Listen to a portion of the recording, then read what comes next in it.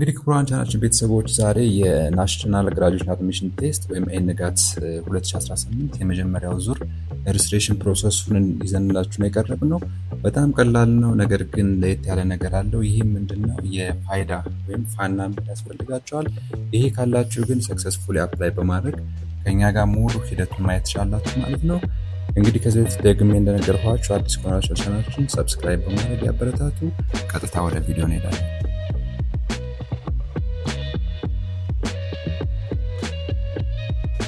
እንግዲህ ክቡራን የቻናላችን ቤተሰቦች በመጀመሪያ ደረጃ የምናደርገው ትክክለኛውን የናሽናል ግራጁዌሽን አድሚሽን ቴስት ሊንክ ላይ በመግባት ወደ ሬጅስትሬሽን ዳሽቦርድ ይወስዳል ማለት ነው።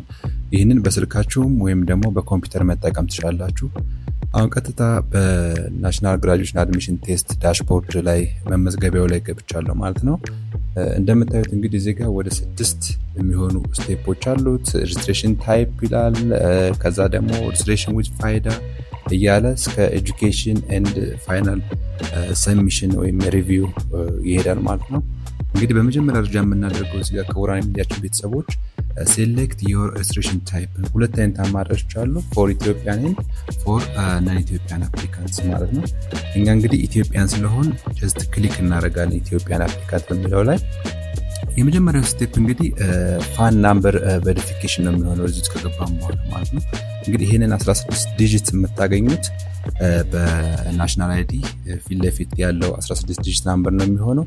እሱን ማስገባት እንጀምራለን ማለት ነው። ከዛ ኮንቲኒው ዊዝ ሬጅስትሬሽን ነው የምንለው።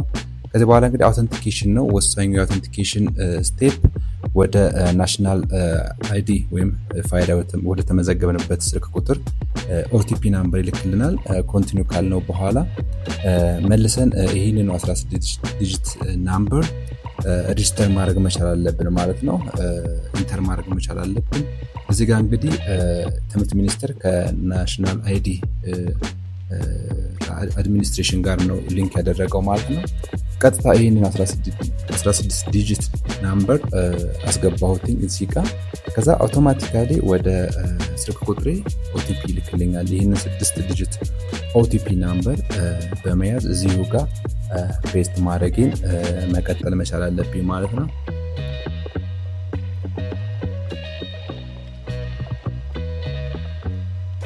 ከዚህ በኋላ እንግዲህ ቬሪፋይ የሚለውን ክሊክ በማድረግ ቀጥታ ቬሪፋይ ማድረግ ቻለው ማለት ነው። የመጀመሪያውን እና ሁለተኛውን ስቴፕ ኦልሞስት ጨረስኩኝ ማለት ነው። አሁን ፕሮሰስ እንዳደረገ ፕሮፋይል ሪቪው ይላል። ይህ ፕሮፋይል ሪቪው ምንድነው?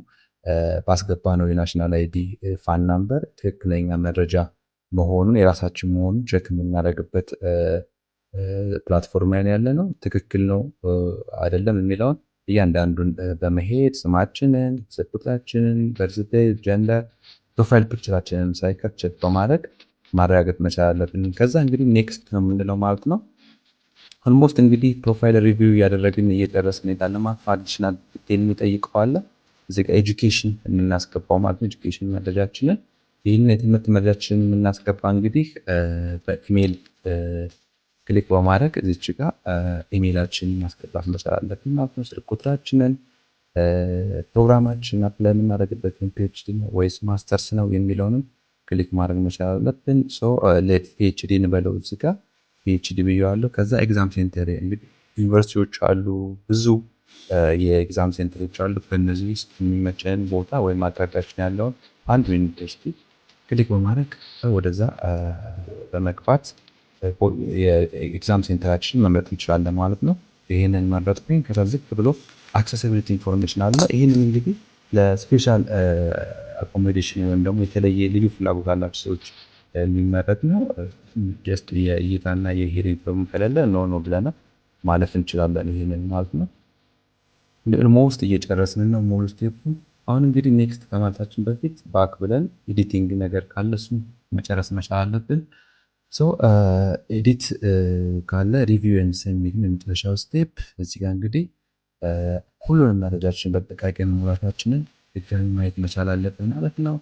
ስማችንን፣ ፋን ቁጥራችንን፣ ኢሜይላችንን፣ ሌሎች ሙሉ መረጃዎችን የያዘ አለ። ይህንን በጥንቃቄ ቼክ ማድረግ መቻል አለብን።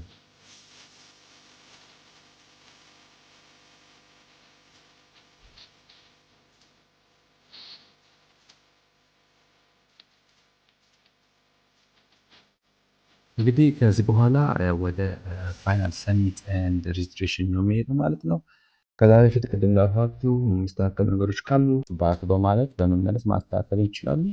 አሁን የጨርሻለሁ። ጀስት ሰሚት ኤንድ ሬጅስተር ነው የምለው ማለት ነው። በትንሽ ቆይታ በኋላ እንግዲህ ኦልሬዲ አክቲቬሽን ሊንክ ልክ ያለው ነው የሚለው ወደ አፕሎድ ያደረኩበት ኢሜል፣ ያንን ኢሜል በመያዝ ወደ አካውንት የገባለው እዚህ ማለት ነው። ሶ ሳይን ኢንቱ ዮር አካውንት ነው የሚለው እዚህ ጋር እንግዲህ የተመዘገበበትን ትክክለኛ ኢሜል እና ፓስዋርድ በማስገባት አውቶማቲካሊ ሳይን እናደርጋለን። ከዛ በፊት እንግዲህ አክቲቬሽን ኪ ይልክልናል። ይህንን አክቲቬሽን ኪ በመጠቀም አክቲቬት ማድረግ መቻል አለብን አካውንት ማለት ነው። እዚህ ጋር እንግዲህ አክቲቬት ዮር አካውንት ይላል። ዌልካም ብሎ ይህንን አካውንት ክሊክ በምናደርግበት ሰዓት አውቶማቲካሊ አክቲቬሽን ይጀምራል ማለት ነው። አዲስ ፓስወርድ እና ኮንፊርም ፓስወርድ የሚለው ይህን ፓስወርድ አክቲቬት ማድረግ መቻል አለብን።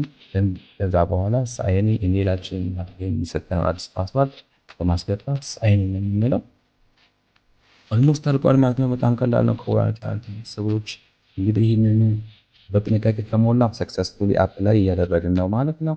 የመጨረሻው ስቴፕ ላይ ነው የምንገኘው። እንግዲህ ኦልሞስት አጠቃላይ ሙሉ መረጃችንን የያዘው እዚህ ጋር እንደምታዩት ከላይ ወደ ታች የመጨረሻው ስቴፕ ነው ፔመንት ስታተሳችን የሚያሳየው እዚህ ጋር እንደምታዩት 750 ኤቲቪ ፔመንት ያስፈልጋል ማለት ነው። ሰክሰስፉሊ አፕላይ አድርጎ ለመጨረስ ስታተሱ ፔንዲንግ ነው። እንግዲህ ይሄንን ለመፈጸም የብር ግድ ሊኖረን ይገባል ማለት ነው። በቴሌ ብር ነው ይሄንን ፈጸመን አክቲቭ ሬጅስትሬሽናችን ማለት ነው። ወደ ቴሌ ብር እንደገና በመግባት ሪፈረንስ ናምበር በመያዝ 750 ብር አካውንታችን ላይ ካስቆረጥን በኋላ ሰክሰስፉል አፕላይ እንዳደረግን ስታተሳችን ፔንዲንግ የሚለው አክቲቭ ይላል ማለት ነው።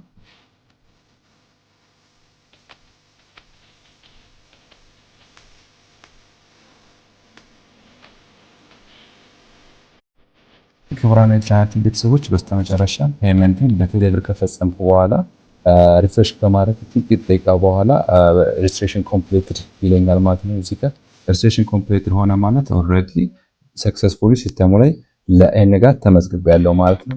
ከዛ ዝቅ ብሎ እንደምታዩት እንግዲህ ኤግዛም ክሬደንሻል የሚል አለ። ይህ የሚያመለክተው ስለ ፈተናው ሰዓትና ቦታ እንዲሁም አንዳንድ ለውጦች ማስታወቂያዎች ካለ እዚህ ጋር መከታተል ትችላላችሁ።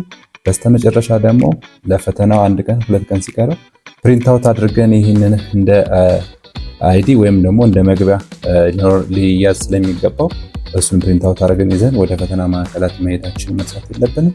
ይህን ይመስላል። አጠቃላይ አስተያየት ሀሳብ ካላችሁ በኮሜንት መስጫ ስር ስጡን። እናመሰግናለን። መልካም ጊዜ